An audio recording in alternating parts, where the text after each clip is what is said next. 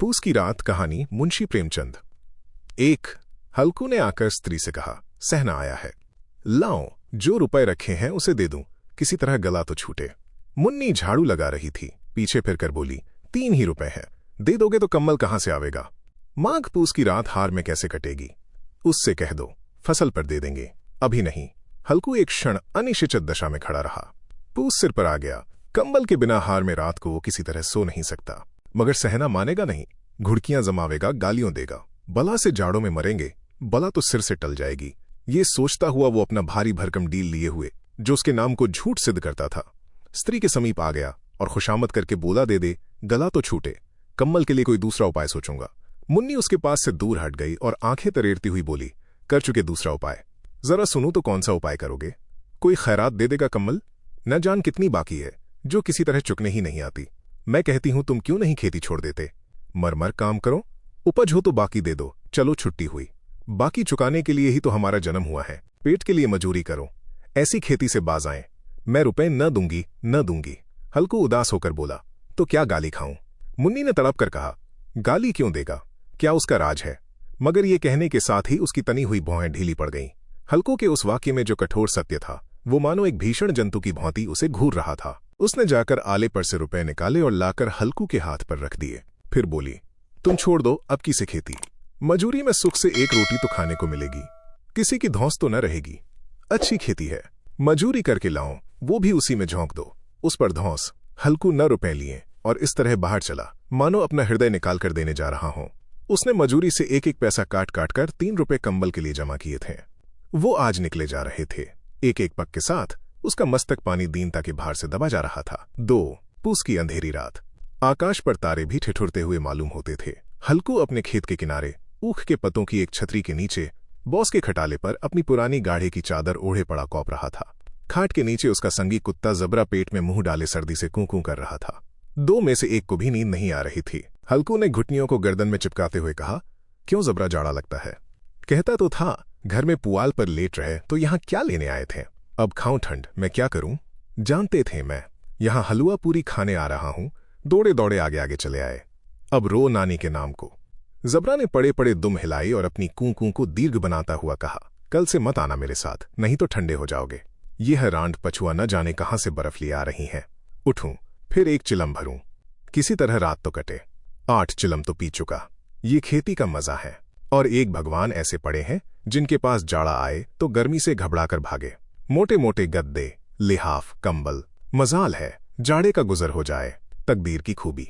मजूरी हम करें, मजा दूसरे लूटें। हल्कू उठा, गड्ढे में से जरा सी आग निकालकर चिलम भरी। जबरा भी उठ बैठा। हल्कू ने चिलम पीते हुए कहा, पिएगा चिलम, जाड़ा तो क्या जाता है, हाँ जरा मन बदल जाता है। जबरा ने उनके मुंह की ओर प्रेम से छलकता हुई आंखों से देखा। हल्कू, आज और जाड़ा खा ले, कल से मैं यहां पुआल बिछा दूंगा, उसी में घुसकर बैठना, तब जाड़ा न लगेगा। जबरा ने अपने पंजे उसकी घुटनियों पर रख दिए और उसके मुंह के पास अपना मुंह ले गया। हल्कू को उसकी गर्म सॉस लगी। चिलम पीकर हल्कू फिर लेटा और निश्चय करके लेटा कि चाहे कुछ हो अब की सो जाऊंगा। पर एक ही क्षण में उसके हृदय में कंपन होने लगा। कभी इस करवट लेटता, कभी उस करवट, पर जाड़ा किसी पिशाच की भांति उसकी छाती को दबाए हुए था। जब किसी तर न रहा गया, उसने जबरा को धीरे से उठाया और उसे सिर को थपथपाकर उसे अपनी गोद में सुला लिया। कुत्ते की देह से जाने कैसी दुर्गंध आ रही थी, पर वो उसे अपनी गोद में चिपटाए हुए ऐसे सुख का अनुभव कर रहा था जो इधर महीनों से उसे न मिला था। जबरा शायद ये समझ रहा था कि स्वर्ग यही है, और हल्कू की पवित्र आत्मा में तो उस कुत्ते के प्रति घृणा की गंध तक न थी। अपने किसी अभिन्न मित्र या भाई को भी वो इतनी ही तत्परता से गले लगा था। वो अपनी दीनता से आहत न था जिसने आज उसे इस दशा को पहुंचा दिया। नहीं, इस अनोखी मैत्री ने जैसे उसकी आत्मा के सब द्वार खोल दिए थे और उनका एक एक अणु प्रकाश से चमक रहा था। सहसा जबरा ने किसी जानवर की आहट पाई। इस विशेष आत्मीयता ने उसमें एक नई स्फूर्ति पैदा कर रही थी जो हवा के ठंडे झोंकों को तुच्छ समझती थी। वो झपट कर उठा और छपरी से बाहर आकर भूंकने लगा। हल्कू ने उसे कई बार चुमकार कर बुलाया, पर वो उसके पास न आया। हार में चारों तरफ दौड़ दौड़ कर भूंकता रहा। एक क्षण के लिए आ भी जाता तो तुरंत ही फिर दौड़ता। कर्तव्य उसके हृदय में अरमान की भांति ही उछल रहा था। 3 1 घंटा और गुजर गया। रात ने शीत को हवा से धधकाना शुरू किया। हल्कू उठ बैठा और दोनों घुटनों को छाती से मिलाकर सिर को उसमें छिपा लिया। फिर भी ठंड कम न हुई, ऐसा जान पड़ता था। सारा रक्त जम गया है, धमनियों में रक्त की जगह हिम बह रही है। उसने झुककर आकाश की ओर देखा। अभी कितनी रात बाकी है, सप्तर्षि अभी आकाश में आधे भी नहीं चढ़े, ऊपर आ जाएंगे तब कहीं सवेरा होगा। अभी पहर से ऊपर रात है। हल्कू के खेत से कोई एक गोली के टप्पे पर आमों का एक बाग था। पतझड़ शुरू हो गई थी। बाग में पत्तियों को ढेर लगा हुआ था। हल्कू ने सोच, चलकर पत्तियों बटोरूं और उन्हें जलाकर खूब तापूं। रात को कोई मुझे पत्तियों बटारते देख तो समझे कोई भूत है, कौन जाने कोई जानवर ही छिपा बैठा हो, मगर अब तो बैठे नहीं रह जाता। उसने पास के अरहर के खेत में जाकर कई पौधे उखाड़ लिए और उनका एक झाड़ू बनाकर हाथ में सुलगता हुआ उपला लिए बगीचे की तरफ चला। जबरा ने उसे आते देखा, पास आया और दुम हिलाने लगा। हल्कू ने कहा, अब तो नहीं रहा जाता जबरू, चलो बगीचे में पत्तियों बटोर कर तापें, टौटे हो जाएंगे तो फिर आकर सोएंगे, अभी तो बहुत रात है। जबरा ने कूं कूं करें सहमति प्रकट की और आगे बगीचे की ओर चला। बगीचे में खूब अंधेरा छाया हुआ था और अंधकार में निर्दय पवन पत्तियों को कुचलता हुआ चला जाता था। वृक्षों से ओस की बूंदें टप-टप नीचे टपक रही थीं। एकाएक एक झोंका मेहंदी के फूलों की खुशबू लिए हुए आया। हल्कू ने कहा, कैसी अच्छी महक आई जबरू, तुम्हारी नाक में भी तो सुगंध आ रही है। जबरा को कहीं जमीन पर एक हड्डी पड़ी मिल गई थी, उसे चिंचोड़ रहा था। हल्कू ने आग जमीन पर रख दी और पत्तियों बठारने लगा। जरा देर में पत्तियों का ढेर लग गया था। हाथ ठिठुरे जाते थे, नगे पांव गले जाते थे और वो पत्तियों का पहाड़ खड़ा कर रहा था। इसी अलाव में वो ठंड को जलाकर भस्म कर देगा। थोड़ी देर में अलावा जल उठा। उसकी लौ ऊपर वाले वृक्ष की पत्तियों को छू छू कर भागने लगी। उस अस्थिर प्रकाश में बगीचे के विशाल वृक्ष ऐसे मालूम होते थे मानो उस अथाह अंधकार को अपने सिरों पर संभाले हुए हों। अंधकार के उस अनंत सागर में ये प्रकाश एक नौका के समान हिलता मचलता हुआ जान पड़ता था। हल्कू अलाव के सामने बैठा आग ताप रहा था। एक क्षण में उसने दोहर उताकर बगल में दबा ली, दोनों पौवम फैला दिए, मानो ठंड को ललकार रहा हो, तेरे जी में आए सोकर। ठंड की असीम शक्ति पर विजय पाकर वो विजय गर्व को हृदय में छिपा न सकता था। उसने जबरा से कहा, क्यों जब्बर, अब ठंड नहीं लग रही है? जब्बर ने कूं कूं करके मानो कहा, अब क्या ठंड लगती ही रहेगी? पहले से ये उपाय न सूझा, नहीं इतनी ठंड क्यों खाते? जब्बर ने पूंछ हिलाई, अच्छा आओ इस अलाव को कूदकर पार करें, देखें कौन निकल जाता है। अगर जल गए बचा तो मैं दवा न करूंगा। जब्बर ने उस अग्नि राशि की ओर कातर नेत्रों से देखा। मुन्नी से कल न कह देना, नहीं लड़ाई करेगी। ये कहता हुआ वो उछला और उस अलाव के ऊपर से साफ निकल गया। पैरों में जरा लपट लगी पर वो कोई बात न थी। जबरा आग के गिर्द घूमकर उसके पास आ खड़ा हुआ। हल्कू ने कहा, चलो चलो इसकी सही नहीं, ऊपर से कूद कर आओ। वो फिर कूदा और अलाव के इस पार आ गया। 4 पत्तियां जल चुकी थीं। बगीचे में फिर अंधेरा छा गया था। राख के नीचे कुछ कुछ आग बाकी थी, जो हवा का झोंका आ जाने पर जरा जाग उठती थी, पर एक क्षण में फिर आंखें बंद कर लेती थी। हल्कू ने फिर चादर ओढ़ ली और गर्म राख के पास बैठा हुआ एक गीत गुनगुनाने लगा। उसके बदन में गर्मी आ गई थी, पर ज्यों-ज्यों शीत बढ़ती जाती थी उसे आलस से दबाए लेता था। जबरा जोर से भूंककर खेत की ओर भागा।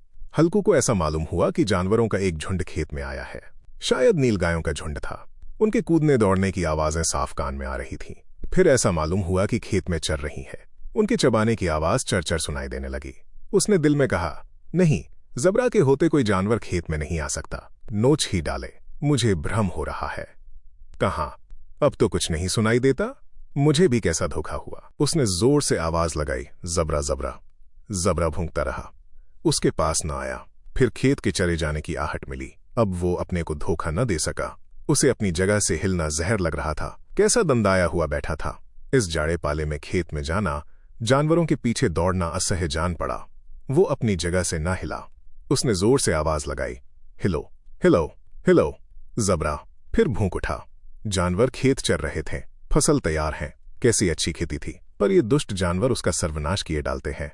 हल्कू पक्का इरादा करके उठा और 2-3 कदम चला, पर एकाएक हवा कस ऐसा ठंडा, चुभने वाला, बिच्छू के डंक का सा झोंका लगा कि वो फिर बुझते हुए अलाव के पास आ बैठा और राख को कुरेदकर अपनी ठंडी देह को गरमाने लगा। जबरा अपना गला फाड़ डालता था।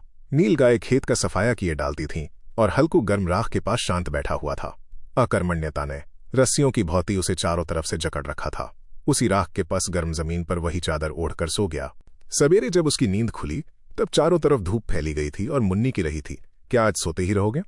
तुम यहो आकर रम गए और उधर सारा खेत चौपट हो गया। हल्कू न उठकर कहा, क्या तू खेत से होकर आ रही है? मुन्नी बोली, हाँ, सारे खेत का सत्यानाश हो गया। भला ऐसा भी कोई सोता है? तुम्हारे यहो मड़ैया डालने से क्या हुआ?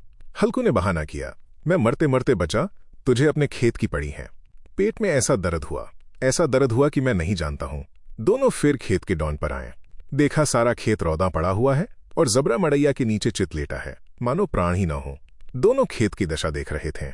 मुन्नी के मुख पर उदासी छाई थी, पर हल्कू प्रसन्न था। मुन्नी ने चिंतित होकर कहा, अब मजूरी करके मालगुजारी भरनी पड़ेगी। हल्कू ने प्रसन्न मुख से कहा, रात को ठंड में यहां सोना तो न पड़ेगा।